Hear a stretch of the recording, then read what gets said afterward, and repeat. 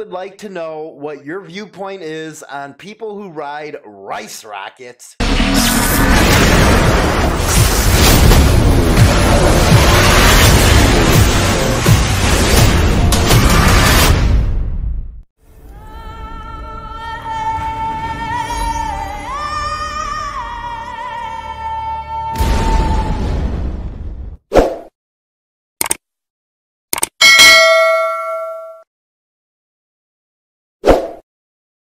And welcome to Motorcycle Madhouse Shorts. I'm James Hollywood Machikari, and this is the show you get the chance to ask Hollywood anything you would like, and I'll try to go ahead and answer them for you. If you got a question about, that you'd just like to know, go ahead and send it over to info@insanethrottlebikernews.com.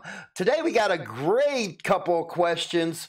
But before we get into those, I want to get you to go and vote over at the Battle of the Kings for this bike right here. It is Purple Rain. We covered it.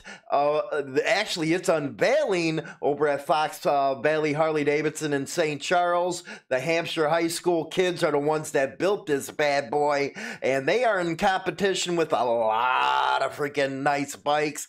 But the one thing that separates this one from everyone else, they didn't use pros. They used high school kids in this, and it's just an awesome bike. So let's get them the freaking crown. Go ahead and click the description link, and it will take you over to the site. Again, you'll have to scroll down a little bit to see the bike, but once you do, go ahead and click on it and vote for those kids. So first question today. Hey, Hollywood. Love your show, first off. Thank you. I would like to know what your viewpoint is on people who ride rice rockets. Also, what are some of your other interests besides motorcycles? Thanks again for everything you do. Tyler from Minnesota. That's the first question. I actually got two today.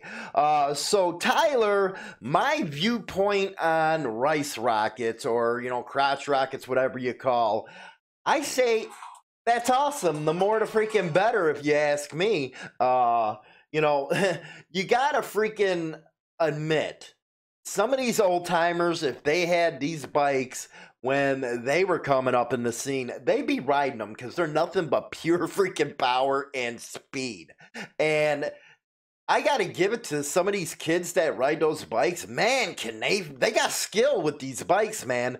They do stuff I can't even do, or any of the other old timers can do. So, the biker lifestyle is broken up in different segments. You got the crotch rockets, of course, you got the Harleys, you got independents, you got MCE members, you got black, white, Hispanic, the whole 9 yards, man. And that's what makes the biker lifestyle so awesome, man, because there's a different segment anybody can fit in. You even got rubs, you got everybody out there. So everybody has a place within the biker lifestyle with one common bond, and that is that motorcycle. So am I one of them guys that go out there and bump on freaking rice rockets or any of that? No, I don't. Because, actually I owned a couple and I really like them.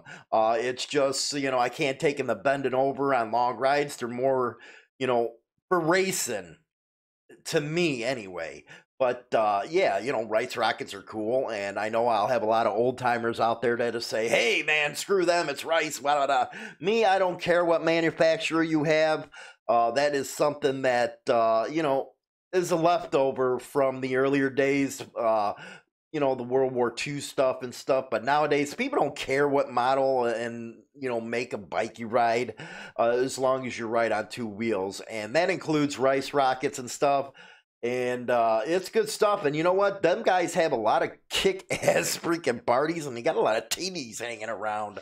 But anyway, to get into your other question, because I got to move this along real quick. Besides motorcycles, everybody knows I'm in the tattoos. I love tattooing. Been in that for over 25 years. And I'm also into the lowrider scene, okay? This is one that I owned. I sold it, but I owned it. It was a beauty, man. It had boxes in the back, all the pumps and the, every damn thing. I wish I didn't sell this freaking bike. Actually, I traded this thing for what the hell did Busa. So yeah, that was a bad mistake. I wish I still had her. But that stuff I'm into is tattoos, lowriders. I'm into the lowrider scene. I love cars. Love trucks, all that kind of stuff. So that is that. But let's go to the next question here. Thanks for sending that in, by the way, Tyler. Next one, Hollywood. I would like to know which tattoo you have hurt the most.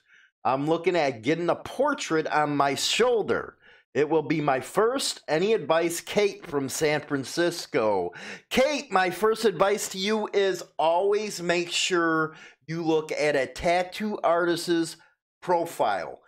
Don't look at the ones on the internet, because you can go on the internet and hijack somebody else's work and claim it to be your own. No. Go old school, make sure they have a photo album, and you can tell if they took time to take pictures and put it in a photo album that they're legit. The second thing you're going to want to watch out is as soon as you walk into that tattoo shop, look at how clean it is.